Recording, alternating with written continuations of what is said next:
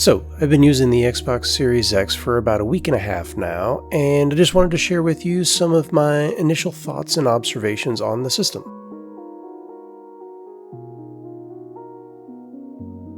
For the time being, unless you have one of a few select titles, if you already have an Xbox One X, the experience with this system is not a far cry different from what you're already experiencing. Save for a few options where it applies to the enhanced modes on the system, all of your options will be largely the same.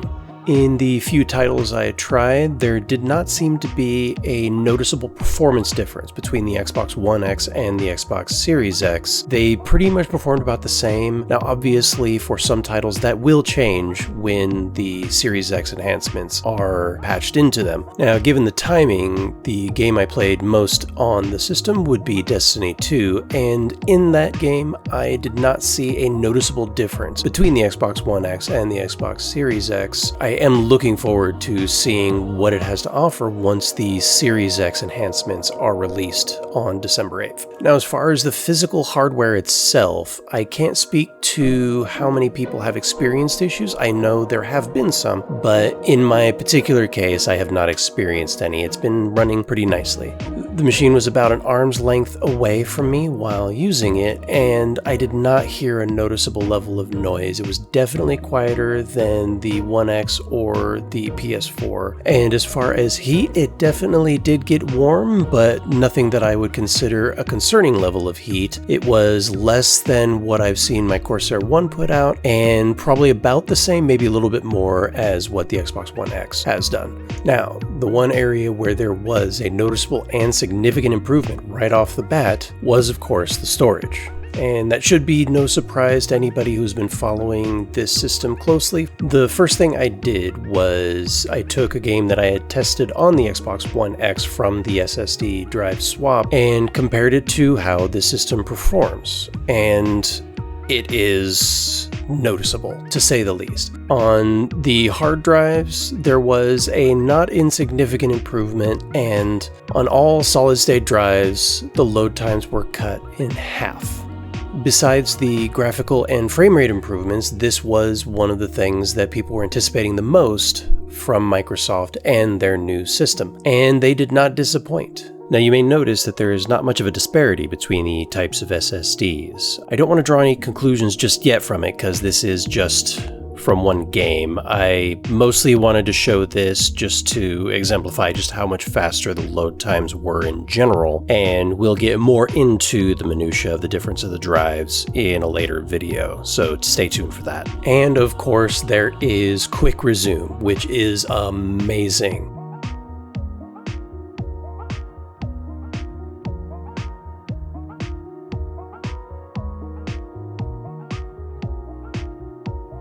Now, further testing is in order, but one thing I can say with certainty is that you can have multiple games in Quick Resume, so if you play 2 or 3 games at a time, all of them can utilize that Quick Resume. Whether or not it works on all games is a bit harder to say, but of all the Xbox One games I've tested, it has worked, and of all the 360 games I've tested, it has not. So if you're using a 360 game, you're not going to be able to take advantage of Quick Resume. And realistically, with Quick Resume, a hard drive is a viable medium. If you have a handful of games that you play, but you have a lot of games in your library that you don't want to necessarily have to load up, and you don't mind extra load times for the occasional time you play a game, getting a 4TB hard drive may be a better solution for you than getting a 1TB SSD. As we all know, the Xbox Series X system is not readily available right now, so I guess the real question is not whether I should get it, but whether I'm missing out. And I would say not really.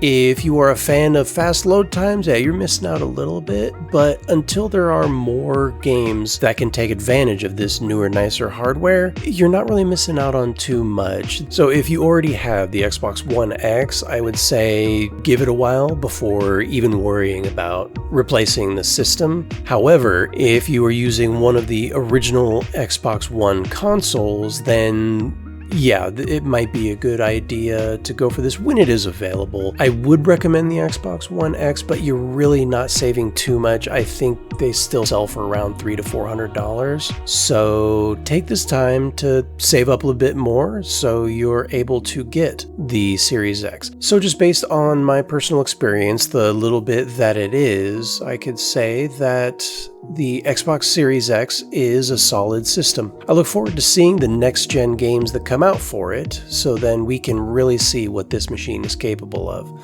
And until then, we can enjoy nice, snappy load times of all of our games. Well, that's all I have for my initial thoughts after using the system for a little over a week. If you are interested in more in-depth load time analysis, do stay tuned because I do have a full gamut of games that I intend on testing. Some I have already, some that I am still working on. While we're on the topic, if there's anything in particular that you would like to see tested or tried out on this new hardware or media, let me know down in the comments. I've gotten some comments previously about particular things people would like to see, and I have been making note of them. Some I'm able to, some I'm not, but I'd love to hear what you have to say. If there's something in particular that a lot of people ask for, I may just find the means to carry it out. Well, I thank you all for tuning in, and while you're here, if you're into Let's Plays, do check out some of our other fun and friendly content that we have for you. And until next time, have a lovely day.